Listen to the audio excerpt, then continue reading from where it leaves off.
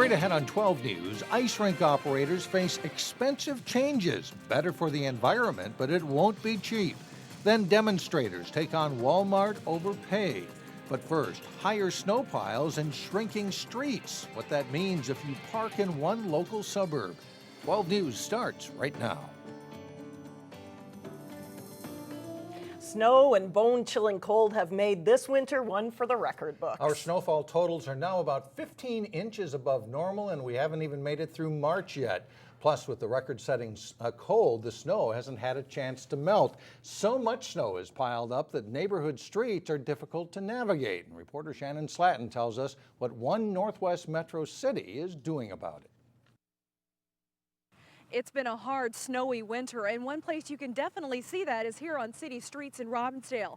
Packed snow is inching out into the street. Add parked cars to the mix, and it makes a very tight squeeze for emergency crews to get through.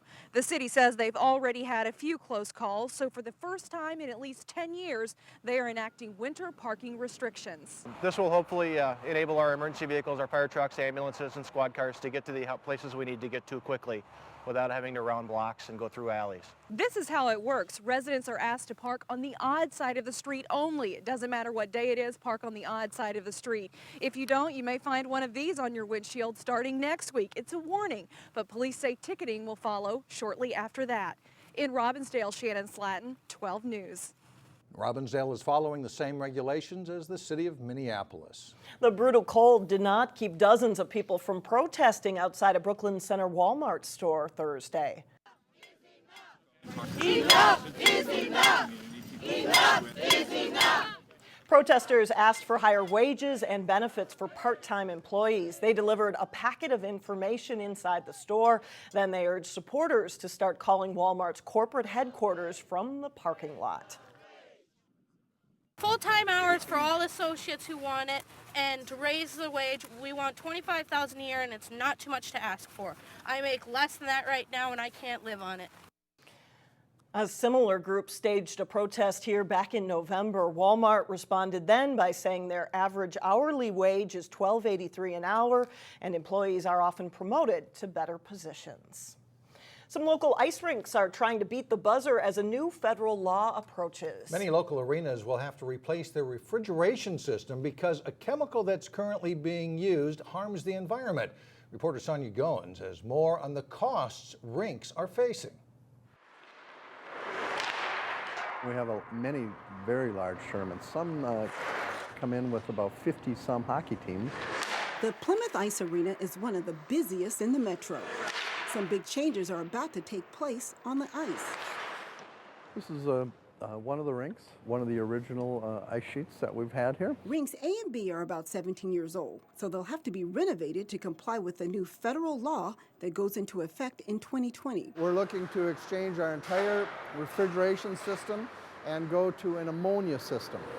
The chemical R22 is a refrigerant that is used to keep the ice frozen. This shows the R22 flooded chiller and the R22 receiver. The federal government is phasing it out because it's bad for the environment. All of this will be changed over. It's going to take a lot of work to switch over to the new system. This whole floor is torn up, the ice removed and the floor torn up and all of the piping removed from it. New piping and then into our refrigeration room. Basically an entire new room. It's also costly to convert. To do the entire refrigeration system will cost about $1.6 million to switch that over. Some local organizations may be up against the boards because some of the costs may be passed on to them. We may have to do things like increase our hourly rates to help cover costs, and then the youth groups that skate on it will have to bear that price. At least 122 arenas in Minnesota are facing off with the new conversion. It's going to be expensive. Some of those rinks don't have the money to make the switch and could be put off the ice. If you don't have those dollars to begin with, that's where I think the struggle might come in for some of these arenas, and especially possibly your 6-month arenas that have been around forever, small community, maybe privately owned by the association or something. That's going to go away. For now, Plymouth and other ice rinks are trying to find ways to come up with the cold cash. We don't know that yet. In Plymouth, Sonia Goins, 12 News. The conversion in Plymouth is included in the 2015 Capital Improvement Program. The Plymouth City Council will need to approve the renovation, and the Plymouth Arena would like to make the changes next year. The Sheriff's Department says violent crime in Hennepin County has dropped to one of the lowest levels in 2 decades. Sheriff Rich Stanek says partnerships with local police departments, businesses, and residents played a big role. The department also has been using an analysis unit to help identify crime trends. There was actually a 2% increase in violent crime from 2012 to 2013, but since 2006, Stanek says violent crime in Hennepin County has dropped 36%. Violent crime includes murder, rape, robbery, and aggravated assault. Osseo hopes to have a new police station open for business by October. The city has been working for several years to replace the 1930s home that currently serves as police headquarters. This week, the City Council voted to go ahead with $40,000 worth of schematic designs to build a new police station as an addition to City Hall. The total cost is estimated at $878,000. The city hopes to award a contract in May, start construction this summer, and have the station ready to move in by October. The leader of a Brooklyn Park company is on his way back home after arguing a case before the U.S. Supreme Court. Octane Fitness makes zero-impact exercise equipment. After spending more than $1 million successfully defending their patents, they're pushing for a change. They want companies who bring frivolous lawsuits to court to have to pay part of the attorney's fees should they lose. Lawyers spent just shy of an hour arguing before the Supreme Court Wednesday, and CEO Dennis Lee says the judges were receptive to the case. The fight for this is a good thing, not just for Octane Fitness, but for American businesses, so I really hope it goes the right way. Judges are expected to release their decision sometime this summer. Should electronic cigarettes be controlled like regular tobacco? Local cities have tried to address where electronic cigarettes can be used and sold, and now the legislature is taking it up. Instead of smoke, e-cigarettes emit a water vapor, but since they also deliver nicotine, local cities like Brooklyn Center are concerned about use by people under the age of 18. And Plymouth has prohibited their use in parks, just like tobacco. Now the question at the state legislature is whether they should be classified under the state's Indoor Air Act, meaning you couldn't use them indoors in public places, including schools. Those who support regulation say they can't wait for studies. I keep saying Wild West. I mean, we just don't know, and the consumer doesn't know. The consumer's being told that it's harmless, but the fact is the consumer doesn't know because we haven't regulated it. Industry officials argue e-cigarettes are a safer alternative to smoking and are often used by people trying to quit smoking. Coming up, kids and community leaders work to improve what's being done after school. And later in sports, it's an overtime battle for the Section 6 hockey championship between Benilde St. Margaret's and Eden Prairie. But first, your AccuWeather forecast.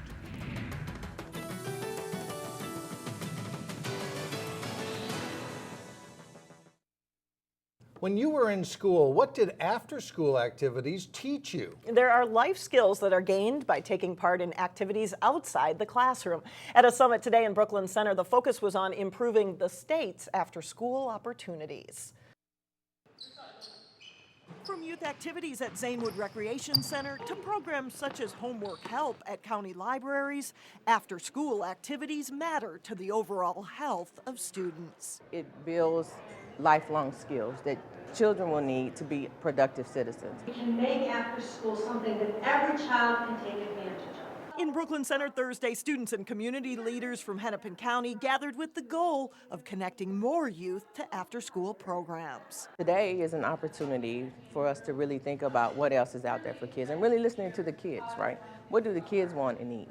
What do they want to see happen? It's estimated 32% of Minnesota kids are on their own from 3 until 5 in the afternoon each week. Those are hours they could be learning social and life skills, such as teamwork and critical thinking by involvement in an athletic activity or academic group. It's not an extra thing, it's another front of education. It's a different type of learning, but I think it's still important. Park Center junior Tamira Amin is finding her voice outside the classroom as a member of the Brooklyn's Youth Council. If you get kids involved in after school, they're more likely to respect their school, respect the community that empowers it, and I really think that's important. The ultimate goal is to support students in the hours after class in a way that supports their future. We all should be champions for out of school time because that means we're champions for kids. And we will have a link set up on our website for more information on existing after-school programs. Coming up, he is passionate about sports, drama, music, and band, and the list goes on. We'll meet a busy Standout student. And up next in sports, the state wrestling tournament is underway in St. Paul. We'll be right back. Hockey playoffs continue, and it gets kind of tough when you play the same team maybe 3 times in a season. It didn't turn out so good the third time around for Maple Grove. Maple Grove's boys hockey team played 2 overtime hockey games against Centennial during the regular season, winning 1 and tying 1. The teams met for a third time with a spot in the Section 5 AA championship on the line. Highlights from this one: Centennial's Reiner Gorowski gets the puck and sneaks a shot in from a tough angle for a 1-0 lead as the Cougars dominate early. Now watch Gorowski pick off a pass, turn the defenseman inside out, and beat Brady Goodman with a great move. Centennial leads 2-0 after the first period. Maple Grove plays better in the second. Josh Passold's slap shot, though, can't beat Blake Miller here. Then on a 2-on-1, Connor Lovick zips a shot high, stick side for the goal. The Cougars win 4-0. They meet Blaine for the section title. In Section 6 AA, Benilde St. Margaret's ousted top seed Wayzata in the semifinals. The Red Knights look to conquer another late conference squad in the section title game as they face number 2 seed Eden Prairie at Mariucci Arena. The Eagles open the scoring. Luke Snuggerud springs Steve Spinner. He splits the D, slides the puck nicely under Jalen Long. 1-0 Eden Prairie. Good scoring chance for Benilde later in the first period. Mark Kuske, good move to get free, but Jake Gertitz gloves the shot. It's a 1-0 game after 1. Second period, and the Red Knights tied up. Spencer Nods takes the puck off the sideboards, goes out front, and beats Gertitz for the goal, and we're tied at 1. Later in the second, the Eden Prairie defenseman will fall down behind his net, and it allows Nate Meyer to center to Will Duda in the slot. He scores. Benilde St. Margaret's leads Eden Prairie 2-1 after 2. Third period, the Eagles tie it back up. Spinner carries the puck in, centers to Colton Schmidt for the quick shot and goal, and it's 2-2. It would stay that way until the second overtime when Eden Prairie's Jack Keeley cuts between the defensemen and rips a shot high into the Benilde net. That's the game-winning goal. Keeley's shorthanded goal since Eden Prairie to the state tournament with a thrilling 3-2 win. The state wrestling tournament kicked off Thursday morning with team competition. After getting blitzed by top seed Apple Valley 64-4, Maple Grove faced Wilmer in the consolation bracket in 3A. Tyler Shilson getting near fall points. He gets a major decision at 1:13 for the Crimson. Jack Herbridge follows suit, scoring near fall points on his way to a 15-6 major decision over Jacob Bowling. It's 8-3 Crimson early. But Wilmer gets a fall from Austin Miley in the 126-pound match. And the Crimson bow out with a 36-26 loss. In the Class 2A quarterfinals, Totino Grace meeting defending state champ Casson Manorville. Isaac Floral gets the pin for Grace at 182, and Totino leads 23-20. Two-time state champ Lance Bennick follows suit at 195, getting the pin on Hayden Sheeran. Grace is up 29-20 with 2 matches left, and then controversy begins. Leading by 2 points in the third period at 2:20, Grace's Kez Flomo is ruled to have bitten Chase O'Connor. Flomo is disqualified. Coaches are irate. The Comets win by pin at heavyweight. Grace is penalized 14 points, and they lose 32-25. They stuck a finger in there and they said we bit them. We're up 7-5. We're advancing to the semifinals. No reason to bite somebody with a minute left. That's not him. That's not what happened. They wouldn't show me anything. They just said, this is our call. That's the way it is. No double check, no, hey, this is what could happen. They just said, bam, that's the way it is. So, a tough way for them to go out. A long winter means an extended season for ice fishermen and women. Here's Terry Tuma with this week's Channel 12 ice fishing tip.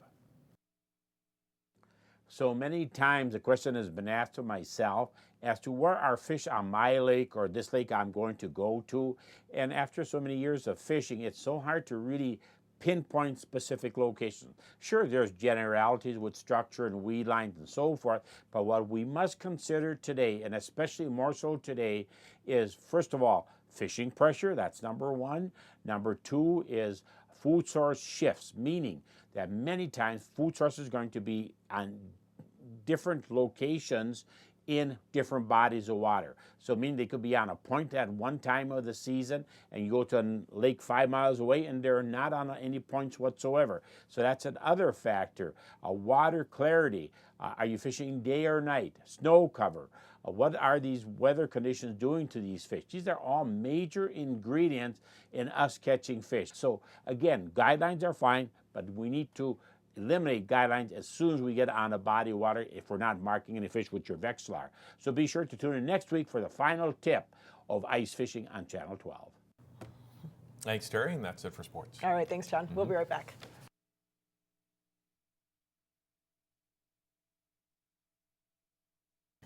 Jonah Kuske is committed to West Lutheran High School. So committed, in fact, that he drives an average of 2 hours a day to and from his home in Belle Plaine to attend.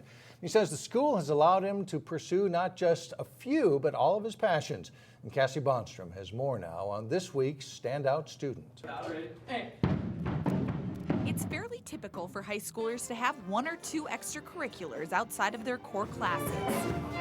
But Jonah Kuske, 1 or 2 is nothing. I play football and basketball and baseball, and then I do drama, music, band.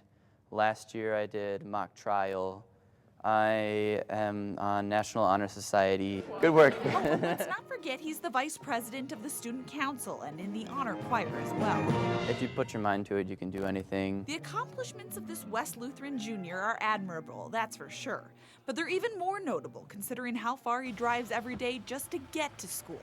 I live in Belle Plaine, Minnesota, which is about 45 minutes south of here on a good day. A day like today, maybe an hour, but if it snows, then usually 2 hours. Jonah credits the small school for helping him pursue so many passions. Teachers, however, say Jonah's success is because Jonah is willing to put in the time and energy. Major theme we're going to look at in this Pastor John Ladner has known Jonah for 3 years. He's proud of Jonah's successes, but says it's how he interacts with his peers that stands out. Oh, I think he's a leader in the school. I think people respect him and look up to him. Jonah doesn't have much time to think about being a role model. He just hopes his busy lifestyle inspires others to dream big.